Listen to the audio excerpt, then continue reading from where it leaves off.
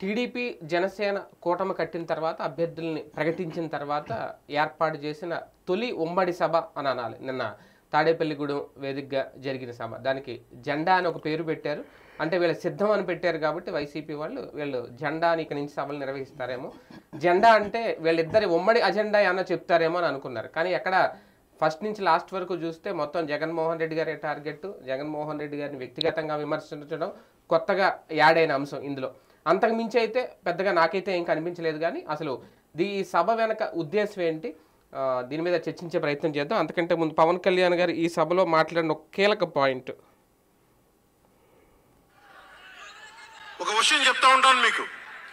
Martin Niemöller అనే ఒక priest Germany Hitler సమయంలో ఆయనకి అండగా వచ్చాడు. హిట్లర్ చాలా గొప్ప నాయకుడని ఎందుకు చెప్తా ఉన్నానంటే, జగన్ కోసం 98% చాలా అన్ని వర్గాల్లో కూడా జగన్ వెంట వెళ్ళారు. 2019లో నేను ఒక్కొక్కరి చెవులో ఇల్లు కట్టుకొని మరి చెప్పా, జగన్నికి ఓటేయకండి, ఓటేయకండి, మంచిది కాదని. జగన్ బతుకు జూబ్లీ హిల్స్ సొసైటీ ఫామ్ అయినప్పటి నుంచి నాకు తెలుసు. అదే చెక్ పోస్ట్ లో ఏం చేసేవాడు నాకు తెలుసు. కాంటికి రెస్టారెంట్ బంజారా హిల్స్ లో ఏం చేసేవాడు తెలుసు. మాట్లాడుతున్న వ్యక్తిగత జీవితం గురించి మాట్లాడుతూ ఉంటాడు. నీ వ్యక్తిగత జీవితం గురించి మాట్లాడాలంటే నా దగ్గర టన్నుల ఇన్ఫర్మేషన్ జగన్, మర్చిపోకు. ఇప్పుడు దాకా నువ్వు పవన్ కళ్యాణ్ తాలూకు శాంతిని చూసావు, మంచితనాన్ని చూసావు. జగన్ నీకు యుద్ధాన్ని ఇస్తాను, మర్చిపోకు. యుద్ధం. ఒక రకంగా పవన్ కళ్యాణ్ గారు జగన్మోహన్ రెడ్డి గారు పరపతి పెంచారేమో అనిపించింది నాకు ఈ బయటలో. ఎందుకంటే 95% మీ వైపే ఉన్నారు 2019లో, 98% నీకే ఓటేశారని చెప్పడం. ఆయన కూడా 98% అని చెప్పుకోలేదు. మొన్న ఏదో లెక్క చెప్తే 83% ఇప్పుడు మన వైపు ఉన్నారని చెప్పారంట అందరికీ సమీక్షలో. అంటే ఒకటి జెండా అంటే ఏదో అజెండా చెప్తారని అనుకున్నాం, ఇంకా మేనిఫెస్టో ఏమన్నా అదనంగా ప్రకటిస్తారేమో అని అనుకున్నాం, వీళ్ళిద్దరు వ్యూహం ఏంటని చెప్తారని అనుకున్నాం. నాకైతే ఓవరాల్గా అంతసేపు అటు బాబు గారు మాట్లాడినా పవన్ కళ్యాణ్ గారు మాట్లాడినా ఎక్కడైతే కనిపించలేదు. అసలు వీళ్ళ ఉద్దేశం ఏంటి జెండా సభకు సంబంధించి? ఇదేనా మెయిన్ మోటో, ఇంకేమన్నా ఉందా? అంటే వాస్తవంగా వాళ్ళు ఏమీ అద్భుతాలు సాధించడం కాదు, సమస్య పరిష్కరించుకోవడానికి ఆ మీటింగ్ పెట్టారు. జనసేన తెలుగుదేశం పార్టీ పొత్తు పెట్టుకున్నారు. ఆ పొత్తు పెట్టుకున్న తర్వాత ఆ పొత్తుకు సంబంధించినటువంటి ప్రధాన సమస్య ఏమవుతుంది, ఖచ్చితంగా అసంతృప్తులు అసమ్మతులు వస్తాయని తెలుసు, వివాదాలు వస్తాయని తెలుసు, విభేదాలు పెరుగుతాయని తెలుసు. ఇంతకు ముందే ఈ కార్యక్రమం పెట్టుకున్నారు కదా ఆత్మీయ సదస్సులని. ఆత్మీయ సదస్సులు అభ్యర్థుల పేర్లు ప్రకటించక ముందు ఆత్మీయంగానే ఉన్నారు. కందులు దుర్గేష్, తర్వాత ఆయన పేరేంటి, బుచ్చే చౌదరి, ఇద్దరు చక్కగా కలిసి భోజనం చేశారు, చక్కగా మాట్లాడుకున్నారు. నీకు వస్తే నేను సపోర్ట్ చేస్తాను, నాకు వస్తే నీకు అన్నారు. అట్లాగే అన్ని నియోజకవర్గాలు అట్లాగే అనుకుంటారు. అది ఏంటంటే మనం సమావేశం పెట్టాం కాబట్టి నీకు ఇస్తే నేను అంటే ఎవరి కాళ్ళకి లోపల నాకే సీట్ గ్యారెంటీ అని ఉన్న వాళ్ళు అలా కలిసి ఉండొచ్చు, నాకే వస్తుంది సీట్ అనుకోవడం ఏం తెలియదు వాళ్ళకి. తెలుసు, తెలియనంత అమాయకులేం కాదు.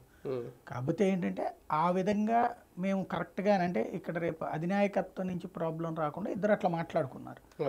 అది ఆత్మీయ సమావేశాలు జరిగిపోయి అంటే నాయకత్వం కూడా అలా బుజ్జగించిందేమో అంటున్నాను నేను వాళ్ళని. మీకే సీట్ అని వాళ్ళు వీళ్ళు కూడా ఇద్దరు ఎందుకు బుజ్జగిస్తారు, అంత పెద్దవాళ్ళు ఏం కాదు. ఇప్పుడు కందులు దుర్గేష్కి నీకే సీటు నువ్వు చేసుకో అని చెప్పి మరి పవన్ కళ్యాణ్ గారే చెప్పారు అనేది.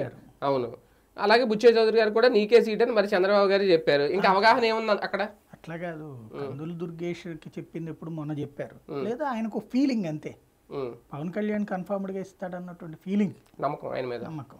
అలాగే బుచ్చి చౌదరికి చంద్రబాబు మీద నమ్మకం కాదు, తన మీద తనకు నమ్మకం, పైగా సిట్టింగ్ కాబట్టి అది కాబట్టి అక్కడికి పోదు అన్నటువంటి నమ్మకం. సో వాళ్ళకైతే అదే టైప్ లో ఉంది. మెయిన్ ఏంటంటే పొత్తు అయిపోయిన తర్వాత చూసుకుందాలే, మన సీటు పోదులే అన్నటువంటి ధైర్యం తెలుగుదేశం వాళ్ళకి. అదే సందర్భంలో మనకి పవన్ కళ్యాణ్ ఇప్పిస్తాడులే అన్నటువంటి ధైర్యం జనసేనకు ఉంది. కాబట్టి ముందు మనం కలిసి చూపెడదాం అన్నటువంటి ఉద్దేశంతో కలిశారు, మీటింగులు జరుపుకున్నారు, ఆత్మీయ సమావేశాలు. ఇవన్నీ పూర్తి అయిపోయినాయి. వాటి ఇంపాక్ట్ సక్సెస్ అనుకున్నారు. కానీ సమస్య ఎక్కడ వచ్చిందంటే లిస్ట్ రిలీజ్ అయ్యాక వస్తుందని తెలుసు. వాస్తవంగా ఈ సమావేశం ఇప్పుడు పెట్టలా, లేదా ఈ లిస్ట్ రిలీజ్కు తర్వాత పెట్టలా. లిస్ట్ రిలీజ్కు ముందు అనుకున్నది ఇప్పుడు ఇంప్లిమెంట్ చేసి లేట్ ఏం కాదు. ఇంప్లిమెంటేషన్ అప్పుడు అనుకున్నది ఇప్పుడు పెట్టారు. అదే అనేది లిస్ట్ తర్వాతనే ఇది పెట్టారు. లిస్టు తర్వాత ఇద్దరు జాయింట్ గా మాట్లాడాలన్న ఉద్దేశంతోనే ఇవాళకి వాళ్ళు జరగలేదు కదా. లిస్టు రిలీజ్ రోజున లేదా లిస్ట్ రిలీజ్ కు ముందే నాదెళ్ల మనోహర్ ఎప్పుడు వెళ్ళి మీటింగ్ పెట్టాడు కదా అక్కడ, ఏనాడో జరిగిపోయినాయి అక్కడ మీటింగ్. అవును. కాబట్టి ఇవాళ కాదు, ఈ లిస్టు రాకముందే మీటింగ్ అయింది. ఈ లిస్టులో అందుకోసమే ఈ మీటింగ్ పెట్టబోతున్నారు కాబట్టి తాడేపల్లిగూడెం అనౌన్స్ చేయకుండా ఆపారు చంద్రబాబు. అవును. వాస్తవంగా ఆ రోజున తాడేపల్లిగూడెం అనౌన్స్ చేయాలి. చేస్తే కనుక అది జనసేనకి అనౌన్స్ చేస్తే తెలుగుదేశం వాళ్ళు ఊరుకోరు, తెలుగుదేశం అనౌన్స్ చేస్తే జనసేన ఊరుకోరు. కాబట్టి అదొక్కటి పేరు మరి ఎవరికి వచ్చిందో వీళ్ళిద్దరిలో తెలియదు, కానీ అది ఆపేసినటువంటి రీజనే అది. కాబట్టి ఆ అభ్యర్థి కూడా నేను మాట్లాడాడు, అదే అభ్యర్థి అనడానికి లేదేమో, యాస్పిరెంట్ జనసేన నుంచి.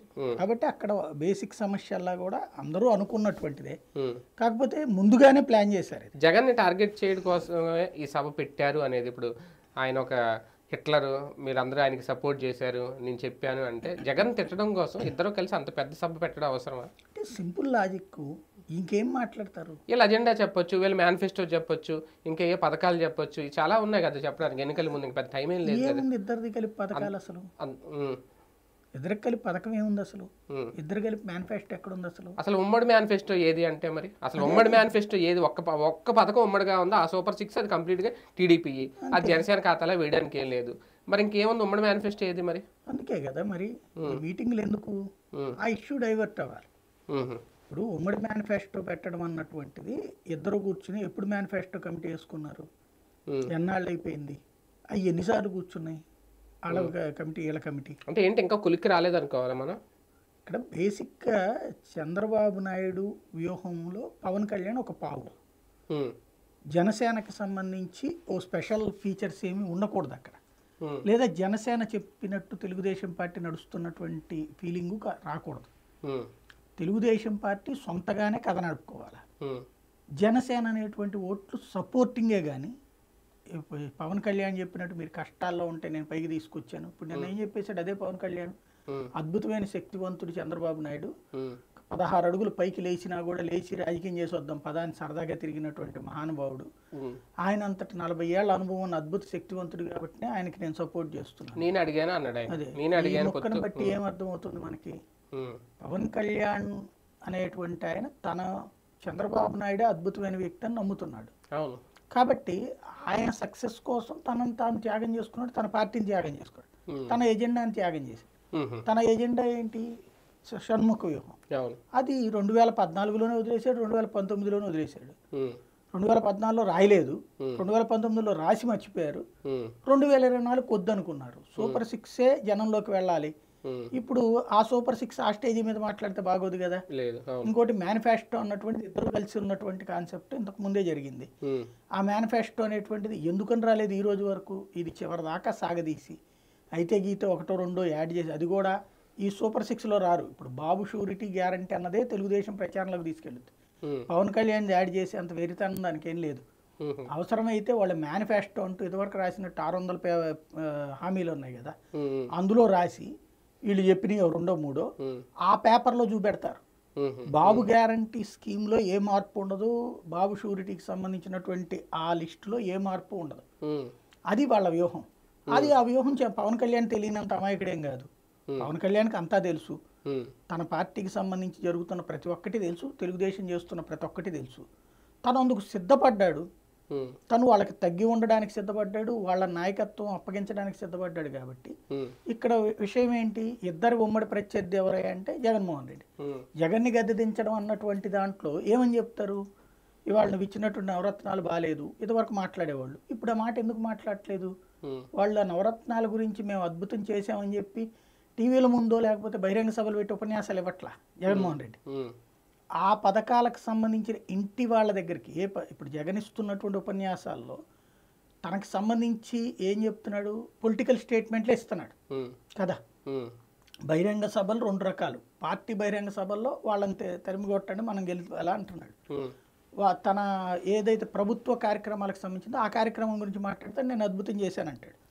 కానీ ఇంటింటి దగ్గరికి పంపించాడు, 3 సార్లు పంపించాడు. ఎమ్మెల్యేనో, ఎమ్మెల్యే క్యాండిడేట్నో, ఇన్ఛార్జ్నో, లేకపోతే గృహ సారథులు, ఇట్లాంటి వాళ్ళు పంపించాడు. వాళ్ళు ఈ నవరత్నాల్లో ఈ మీకు వచ్చినాయి అని చెప్తున్నారు. ఇంటింటికి ఫోటో పట్టుకుపోయారు, విజువల్స్ చూపించారు, ఆ పేపర్ పుస్తకం తీసుకెళ్ళారు. ఇది లేదు అని చెప్పినటువంటి వాళ్ళు ఎవరున్నారు? 1,00,000కి 1-2 ఉంటారు, అసలు లేదని చెప్తున్నారు. 1,00,000కి 1 దగ్గర తేడా వచ్చినాయి ఉన్నాయి, అవి ఓకే. కానీ మిగతా 1,00,000 మంది అయితే క్లియర్గా ఉన్నారు కదా.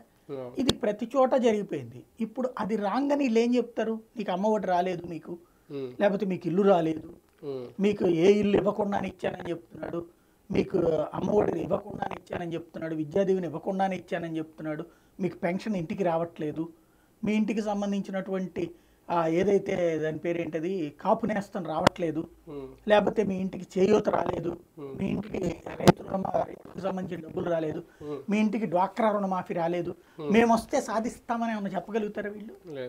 లేదు. కాబట్టి వాటిని ఇంకేం విమర్శించాలా? ప్రభుత్వ పథకాల మీద వీళ్ళ పథకాలు ఏమేమి వస్తాయి అనేటువంటిది ఆల్రెడీ చంద్రబాబు ఉపన్యాసంలో చెప్తున్నాడు. అప్పుడు మరి పవన్ కళ్యాణ్ ఏం చెప్పాలి? పవన్ కళ్యాణ్ ముందు పెట్టిందే చంద్రబాబు. ఎందుకంటే పథకాల గురించి ఏదో చేస్తానని చెప్పి కనుక చంద్రబాబు చెప్తే నవ్వుతుంటారు. ఎందుకని ఇప్పుడు ఆ సూపర్ 6 అని చెప్తుంటే నమ్మేటువంటి వాళ్ళు పర్సంటేజ్ ఎంతనే చూడాలి. ఎవడొచ్చినా మాకు పథకాలు ఎవడో ఎత్తలేడులే, అంతకంటే ఎక్కువ ఇస్తాడు సచ్చినట్టు అనుకుంటే ఓకే వీళ్ళకి. అది ఎప్పుడు రావాలి? సాధారణంగా వస్తుంది. ఇవాళ పథకం తీసుకున్నటువంటి వాడు తన పథకం పోతుందన్న భయం లేదు. ఎందుకు? తెలుగుదేశం పార్టీ హామీ ఇచ్చింది కాబట్టి. అది చంద్రబాబు ఇస్తాడా లేడా అన్నటువంటి అపనమ్మకం అయితే ఉంది. ఆ అపనమ్మకం పెరగాలి అంటే ఈ ప్రభుత్వం పడిపోతుందన్నటువంటి ఒక మాస్ టాక్ రావాలి. అయిపోయింది, ఇంకా రేపే పడిపోయాడు. ఇప్పుడు ఒక మౌత్ టాక్ తీసుకొచ్చే ప్రయత్నం చేశారు ఆ మధ్యన. అయిపోయింది జగన్కి, ఇంకా అయిపోయింది, ఇంటికి వెళ్ళిపోతున్నాడు అన్నట్టు. ఇది కొన్ని రోజులు నడిచింది. అది తెలుగుదేశం అడ్వాంటేజ్ తీసుకోగలిగింది, సోషల్ మీడియా కానీ మౌత్ పబ్లిసిటీ కానీ ద్వారా.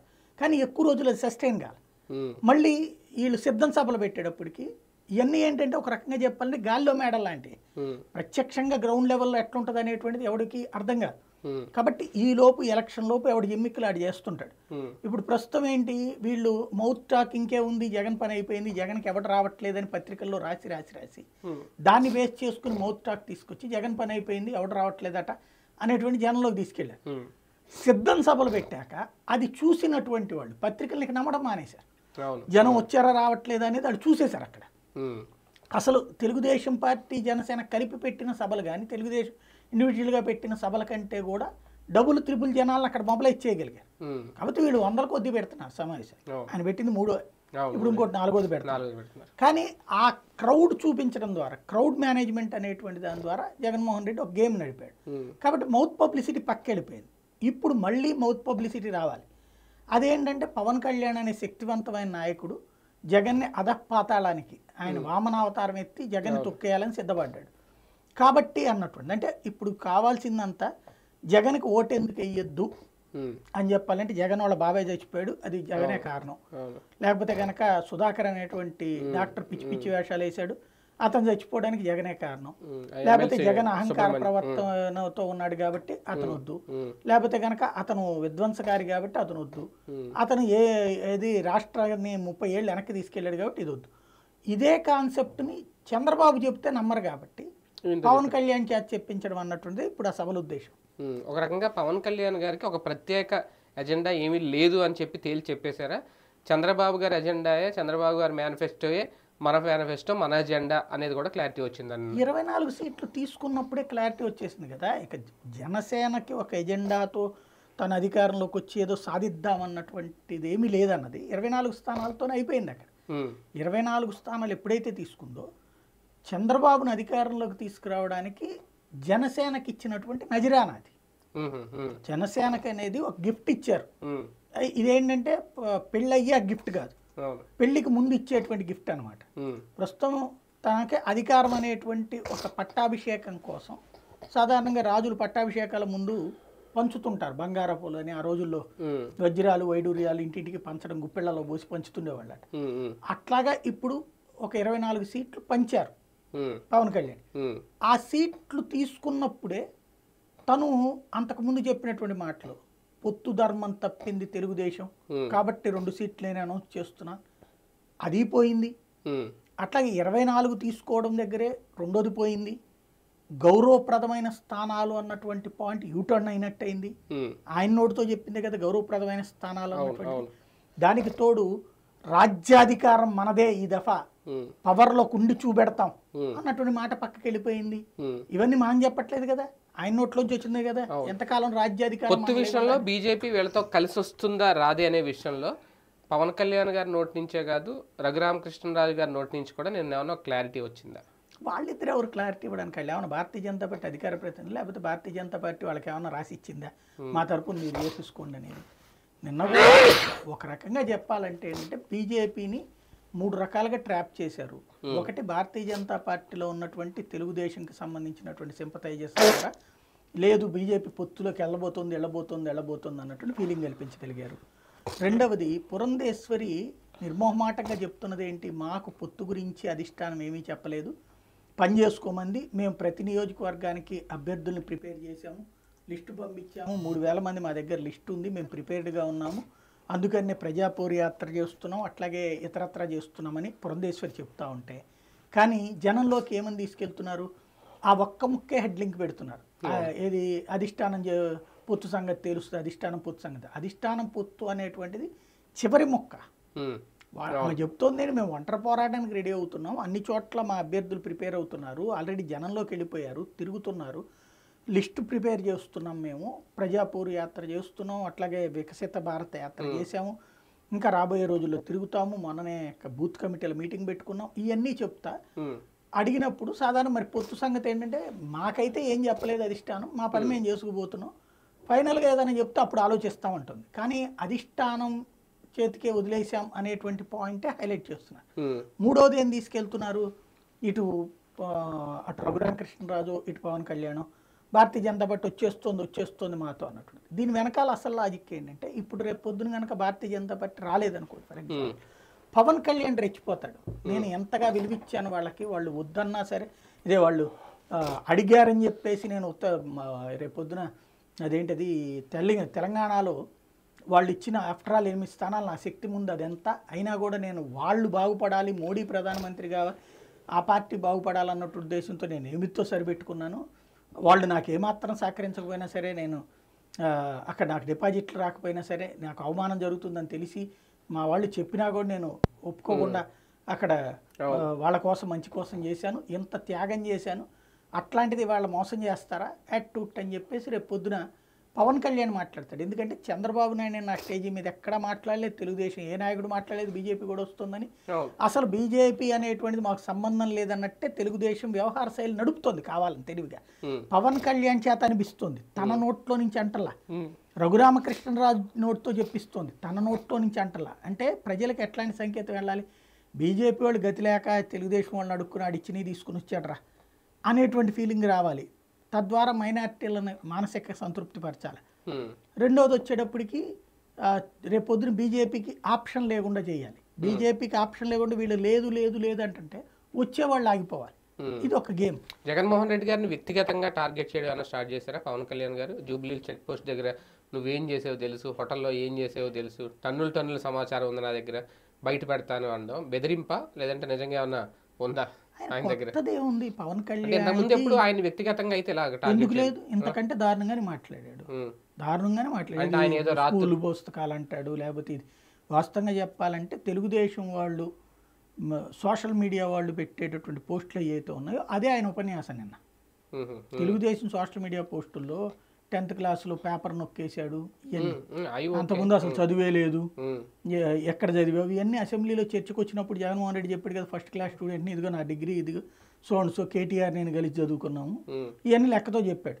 కానీ జనంలోకి ఇప్పటికే ఏం తీసుకెళ్లారు, జగన్ చదువుకోలేదు, చదువు రానోడు, ఇదే మొక్క. పవన్ కళ్యాణ్ చదువేందో ఆయన చెప్పినయే 3-4 చోట్ల ఉంది, ఒక చోట ఎంపీసీ, ఒక చోట బైపీసీ, ఒక చోట సిఈసి, ఒక చోట ఎంఈసి, ఇన్ని చేశాడు. ఆయన చదువు ఏం పూర్తయింది అన్నటువంటిది అయితే లేదు. అదే కనుక తెలుగుదేశానికి వ్యతిరేకంగా ఉంటే ఆయన చదువుల గురించినే మళ్ళీ కథ నడుస్తుంది, ఇంతకుముందు వెటకారం చేశారు. ఇప్పుడు వచ్చేటప్పటికి ఏంటంటే జగన్కి సంబంధించి జగన్ మంచోడు కాదు, జగన్కి చదువు రాదు, జగన్కి అసలు సబ్జెక్ట్ లేదు అనేటువంటి ఇవన్నీ దానికి తోడు అట్లా అయిపోయింది, ఎట్లా అయిపోయింది. ఇప్పుడు ఏనాడు మాట్లాడాలి అది తన వ్యక్తిగతానికి సంబంధించి, అంటే వ్యక్తిత్వ విమర్శలు, గతంలో 4 పెళ్ళాలన్నప్పుడు అది, ఈ మధ్యన సభల్లో అయితే అది కాదు కదా. సిద్ధం సభల్లో పవన్ కళ్యాణ్ని ఇదే చంద్రబాబునే మెయిన్ టార్గెట్ చేస్తున్నారు, పవన్ కళ్యాణ్ని లైట్ తీసుకుంటున్నాడు. అట్లాగే తన టార్గెట్ అంతా కూడా మెయిన్ అంటే దత్తపుత్రుడు అనే పాయింట్ మీదనే ఉంటుంది. ఇప్పుడైతే ఆ ఇన్డెప్త్గా పవన్ కళ్యాణ్ని టార్గెట్ చేస్తూ ఎక్కువ వెళ్తున్నది ఏం లేదు. నిన్న వాస్తవంగా ఏంటంటే ఒక ఎమోషన్ క్రియేట్ చేయాలి.